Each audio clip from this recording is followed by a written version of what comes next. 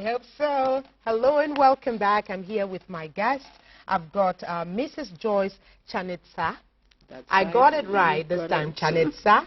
And she's from Zimbabwe. She's the regional coordinator of the International Baby Food Action Network, IBFAN. She's on my left. And on my right, we've got Mr. I hope I got this one right, James Achanyi-Fontem.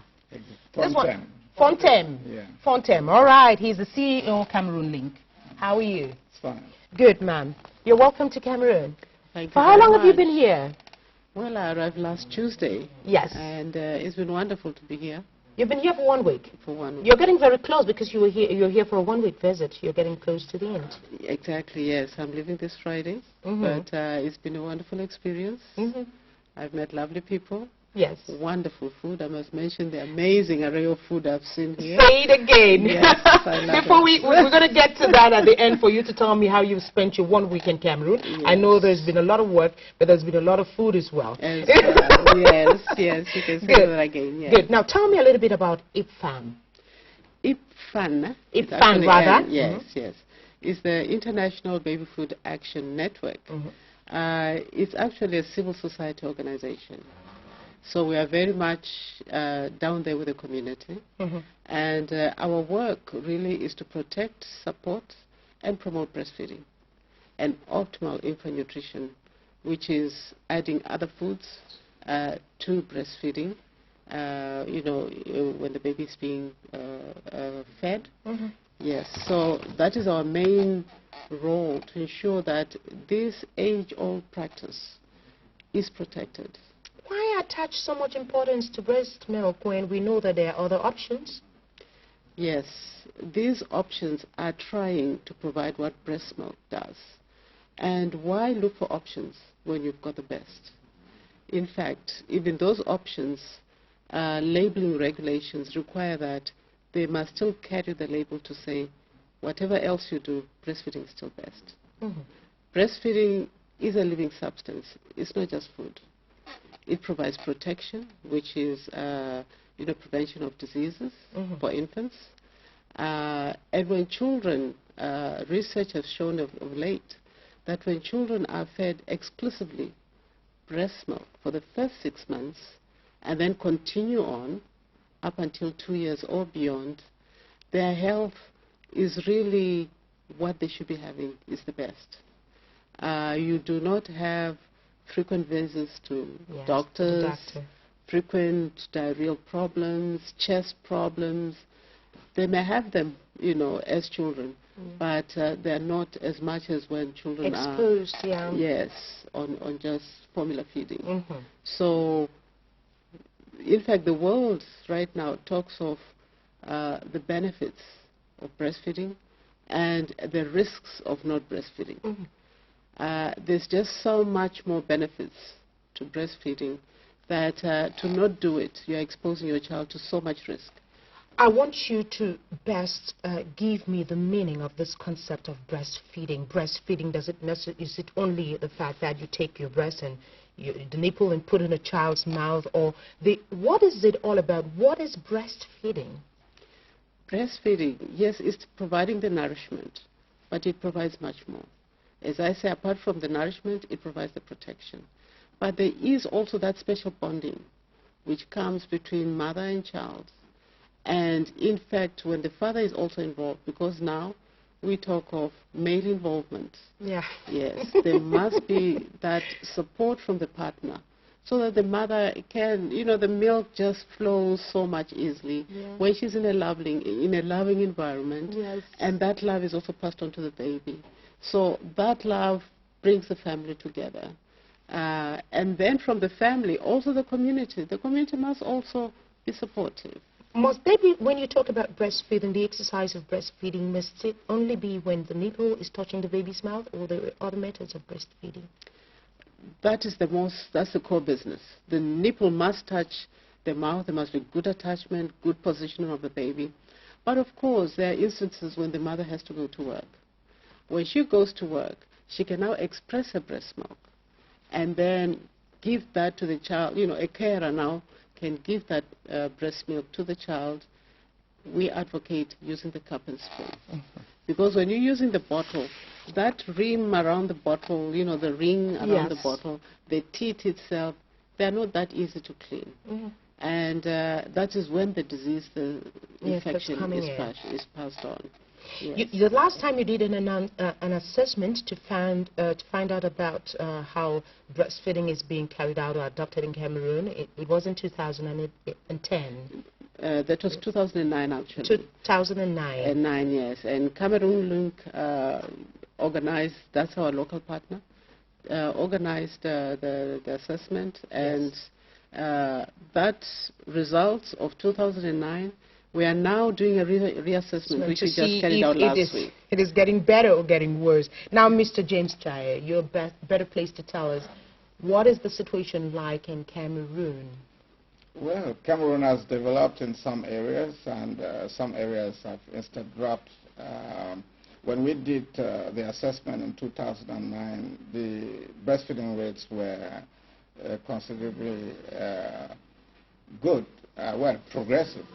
As of today, from UNICEF and Ministry of Health statistics, only 20% of women breastfeed, which means there is something really wrong. And how is this affecting the children? How is it affecting the families?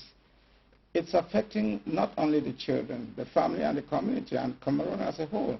Because when we talk of breastfeeding, it goes into the statistics of malnutrition in the whole country.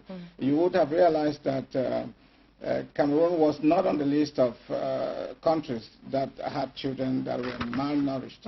And today, Cameroon has gone into it. We have to revise some of our laws. We need to carry out some activities that we were doing, which we are no more doing. We have to enforce the code.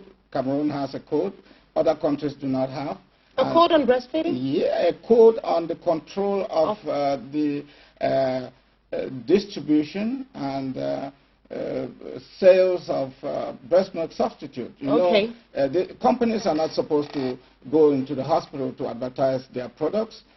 Companies are not supposed to give gifts to health workers. They are not supposed to advertise in the pharmacy even. But that is being done in Cameroon. If you go to our hospitals today, never knew. I never knew. You will see posters and calendars and gifts.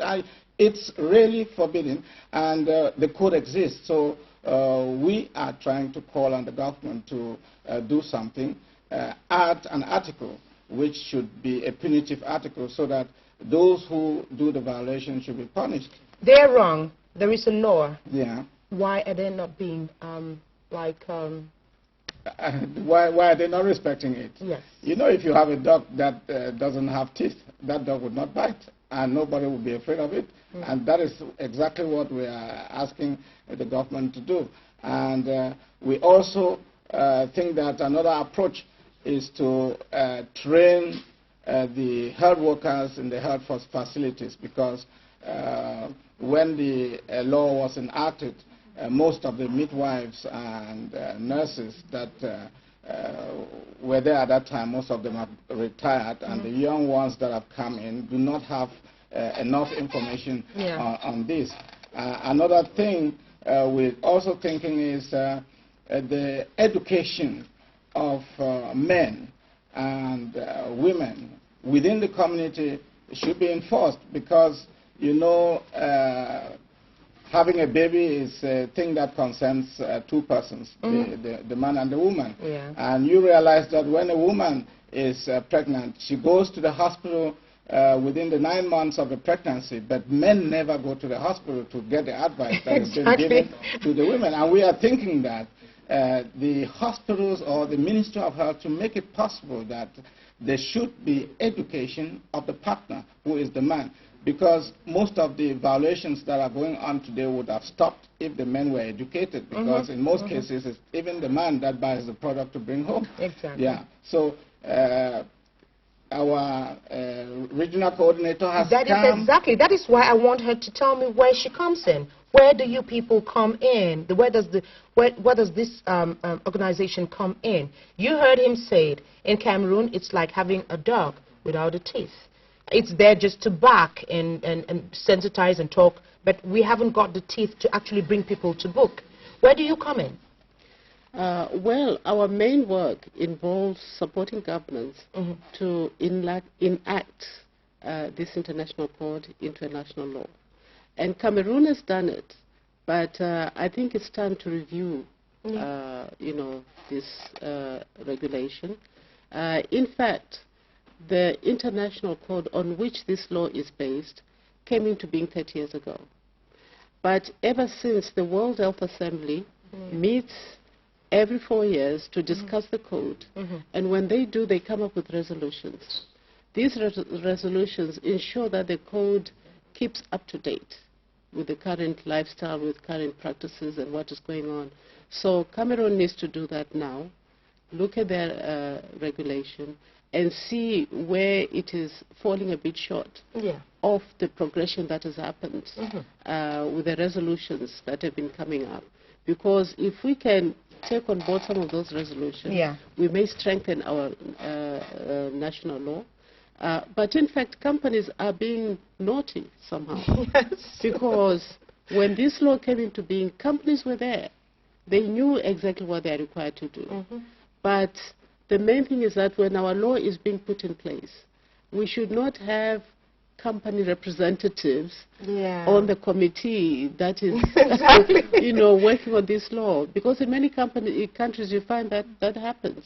And when that happens, of course you'll come up with a law which is not strong. You are the regional coordinator. You must definitely have got assessments from different countries, and you're a better place to tell me why women in different countries turn not to go in for breastfeeding. In Cameroon, I don't know, you must have an idea. Do you have an idea? Can you tell me why women are no longer adopting this exercise of breastfeeding? Because it's on the decrease. You tell me the trend is on the decrease. What's going on? What is going on is that this is a big billion-dollar business. Companies invest a lot of money advertising their product, pushing it, marketing it, and where there is no law to stop them, they just go overboard and totally ignore even what is there. But this is where our law needs to really have teeth. Exactly. It needs to hold these guys accountable and make these companies comply.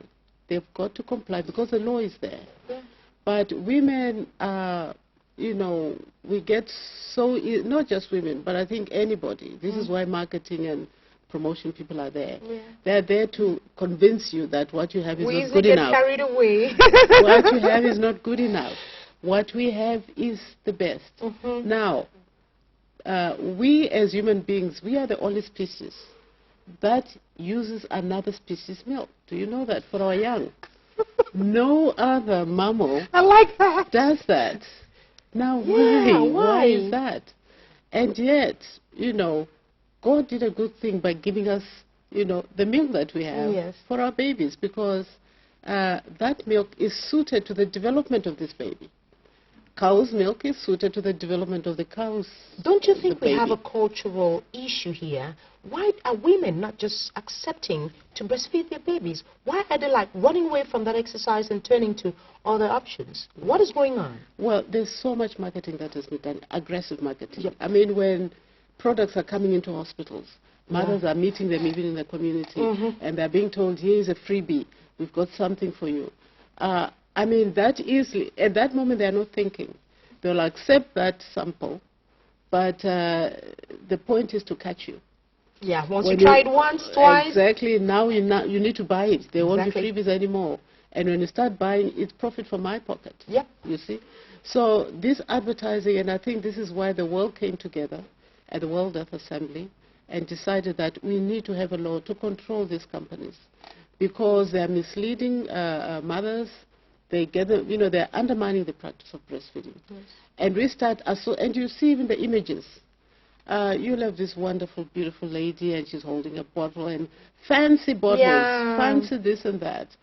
And those are sort of a beautiful, bulky babies. Bulky babies, And yet, a breastfed baby is not necessarily bulky. It's good, it's strong, it's healthy, it's lean. And that is the best. Don't you think it's, if we talk about striking a compromise, because when you tell a working lady or a busy woman that she should turn away from bottle feeding and concentrate on breastfeeding, is that not asking too much? No, because if the mother is thinking of her baby, it is the baby. She must think of the baby and the best that she's giving to the baby. In fact, she reaps the benefits. When this baby, for, those early years, she's not running up and down to the doctor and asking for time off and rushing up and down. The child is vomiting. And, all those worries, they disappear when you're just totally breastfeeding. But the working mother needs help. And this help also comes from government, where government needs to again ensure that the labor laws allow the mother to go and breastfeed a baby. Okay. Yes. In fact, you get that? I never knew about this. Yes, I never knew about this. Yes. 2 hours. Yeah. So there is a law in Cameroon that stipulates that a breastfeeding mother has got 2 hours. Yes, out of 8. Out of 8 to go breastfeed the baby. Yes. Wow. At home. Yeah. So if she works herself within that program, but she must have adequate leave, of course, where she's well established in a Can you kind of demystify this myth that when you breastfeed, your breasts slack? No. Those of us who want to keep that body till I don't know when. Okay. Let me say this. The body ages with time. It will not age because the baby has breastfed. But over time, yes, that breast will sag anyway. It will sag at some point. So let it sag for a reason. Let it sag for a reason. A good reason. But it is not sagging because the baby is breastfeeding. In fact, when you exclusively breastfeed, you will have a beautiful body because your body uses up all that fat which one gained during pregnancy, and you end up with a nice slim body, very energetic, and you're looking nice and young as before. But with your baby, and you should be a happy family. But as I say, that working women do need help. When they're not there, they need to be supported to know how to express their breast milk. You're coming to the end of your visit to Cameroon. We've got barely 3-4 days. Tell me, what is the general impression you have now? What are you taking back? Well, I'm just taking back these warm people I've met, I've been working with. Wonderful, and I mean, we start talking, we make. Do you think we've got hope? There is hope in Cameroon concerning breastfeeding. There is, or it's a desperate situation. Oh no, there is a lot of hope because if I may just give you just a small statistic, we are saying exclusive breastfeeding rates in Cameroon is 20%. Okay, it's not very nice picture given where we're coming from. Yes. You've got a country like South Africa right now, exclusive breastfeeding rates is 8%. So there is hope for Cameroon. Cameroon can rise up from that level and move higher. But then, of course, you can see that in South Africa, companies, baby food manufacturers, they're scattered everywhere. Everywhere. But the government has come up with a very good law, which we hope will be enacted next year. Thank you. We end on that positive note. Ladies, know that there's a law that protects you. You can breastfeed in all legal, with all the legal backings. You got 2 hours. That's something I got today. So the next time I'm breastfeeding, I'm going to tell my boss, I got 2 hours. And I want to thank you very much, Mrs. Joyce. I want to thank you very much, Mr. Fontem, Mr. James Fontem, for being our guest on the program. We're going into the newsroom. When we come back, Hello continues. Don't go away.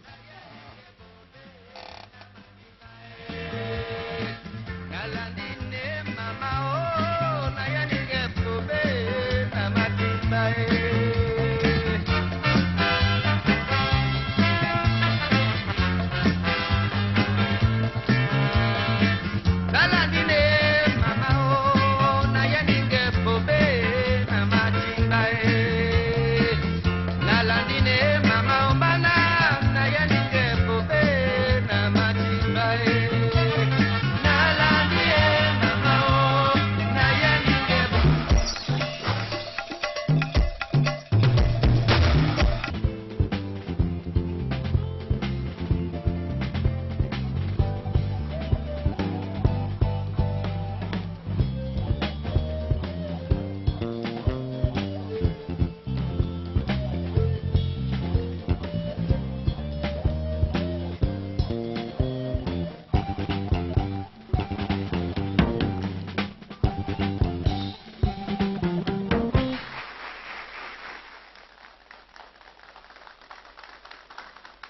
Well, good evening and welcome. A few minutes after 6:30 p.m. and I'm wondering where else can you find refuge except here on the Monday show. The package tonight is very, very exciting and a beautiful one, but I'd love you to give me a little more of your attention as we are going to be learning more about breastfeeding and young child feeding. A complicated topic, but there's somebody here to break it down for us. Our first musical distraction for tonight is Chanetsa. He is a farmer and an artist. We'll get to know more about him. This time around, he's doing kola, which actually means at home. If you're feeling at home, give Chanetsa a hand. Very beautiful piece. Good evening, Mrs. Joyce Chanetsa. Good evening. Chanetsa just sang a title called Kola, which means at home. Are you feeling at home? I'm feeling very much at home. Thank you very much. And you're welcome once more. You're the regional coordinator for International Baby Food Action Network. Yes. Can you just tell us what that is all about? Baby Food Action Network. It is a network which is global, and our main role is to protect, to promote, and to support optimal infant feeding, which means breastfeeding and complementary feeding to the optimum for optimal growth of the young child. And what are some of the objectives of your network action? Our objectives is that we work to ensure that mothers are supported in breastfeeding.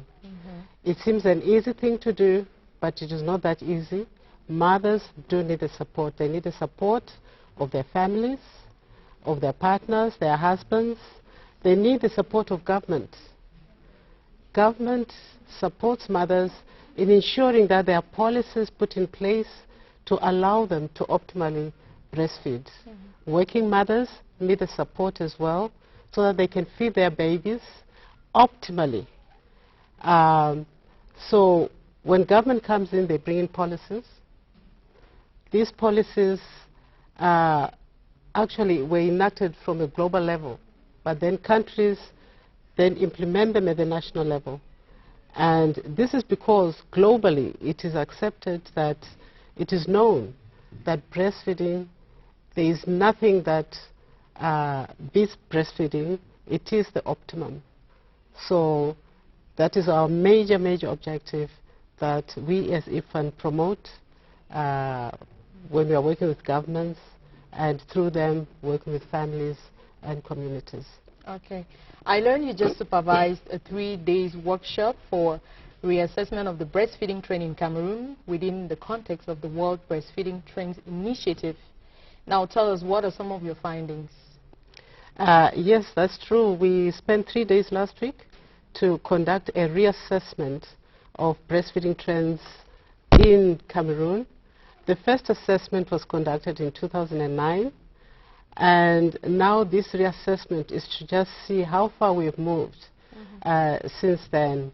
We found that in some areas we've not progressed much, but what is more worrisome is that the rates of exclusive breastfeeding, which we found in 2009 to be about 37%, now they've gone down to 20%. Globally? No, in Cameroon. In Cameroon. Yes, this is just assessing Cameroon's practices. Just going together with that is that we've also found that the rate of bottle feeding has gone up. So these are two conflicting practices which are of concern to us, and I think they should also be of concern to government. So indeed, this assessment is to inform government, to show them just how the trend is going, and it's a bit worrisome right now for us. Apart from informing the government, what else is your network action doing to ensure that the Cameroonian government is really going to take this seriously, considering the fact that you people had carried out an assessment before, a few years backwards? Yes, well, we aim to meet with government officials and inform them. Already we've shared this report with one major partner who works in infant child issues and Young Child Issues. This is UNICEF. We've already met with them and shared the report with them. So they will be studying it and sharing it with other partners as they've informed us. And we hope when we meet government, we can also share with them this report, and we hope they will take it seriously and try and implement it, addressing especially the gaps that we've found, and particularly, like we've said, that when the rate of exclusive breastfeeding is going down, it is a cause for concern, because we know that optimal infant feeding starts with breastfeeding. That is the foundation. And in fact, what we know now is that when you just get breastfeeding right and complementary feeding right, you are at least contributing to about 19%, almost 20%, reducing child deaths, globally, and even at a national level. That same impact should happen for Cameroon. Okay. Here in Cameroon, we talk more every day about breastfeeding. And when we talk breastfeeding, we know we're talking about the baby. Now, throw some light on the issue of young child feeding. What is all that about? Right. Our message is exclusive breastfeeding of the child, of the infant, for 6 months. After 6 months, the infant now needs other foods in addition to breast milk. So this is now, the young child now is beginning to develop from there on, being introduced to the foods that are eating in the family. So this will continue, but breastfeeding must continue with the addition of other foods. By the time a child is 1 year old, that child should be able to participate, they say, from the family pot. It should be eating from the family pot. Okay. And continuing on from there on, because by sharing in the family meal and all that goes with it, the child is being socialized as well. It's getting to know how to interact with other members in the family. And, it brings bonding, togetherness in the family. So that is the message. Exclusive breastfeeding for 6 months. Continued breastfeeding up to 2 years or beyond, with complementary feeding from 6 months onwards. So this is now the young child feeding. And beyond 2 years, now we are looking at the under 5 child, who should now be eating a balanced meal from the home. It's not always commercial products that are good for the baby. No, the home prepared foods. And I've noticed from the foods I've been eating already, you are blessed with such an abundance of rich food. Oh, thank you. Did you hear that? It's very nutritious food, which can be prepared in various ways so that a baby, a young child, can start enjoying that food as well. And right now the world is grappling with what they call non-communicable diseases. These are the problems of overweight, hypertension, diabetes, and some of these problems are found to start from the diet. So when you're not eating well, your system will succumb to some of these problems. And the international community right now, these are the main problems they are grappling with. So if we can help our country to eat more of our local foods, teach our babies how to eat the right foods, we hope Cameroon should not suffer and struggle with these diseases. Actually, some call them diseases of affluence. But really, by not having those foods does not mean that we are not affluent.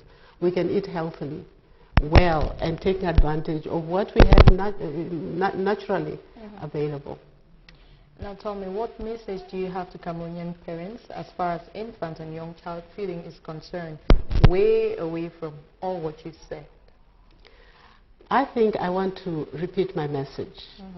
Nothing beats breastfeeding. It is good for the baby. It is good for the mother too, because the mother's health is also benefiting from breastfeeding. She loses weight very quickly, so she regains a figure very soon after delivery. But more importantly, it protects her against other diseases like breast cancer, bone disease, if she breastfeeds her baby. So I'm saying breastfeeding for the baby and for the mother, there are benefits. Continued breastfeeding for the baby.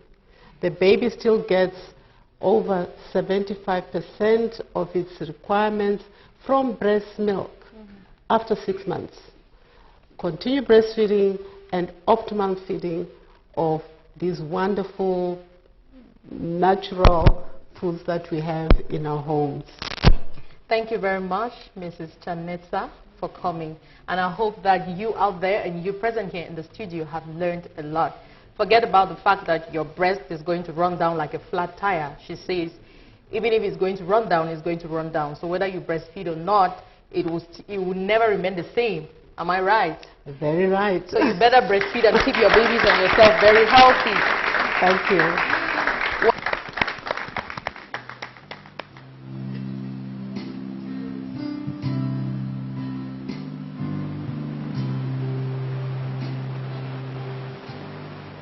Sure.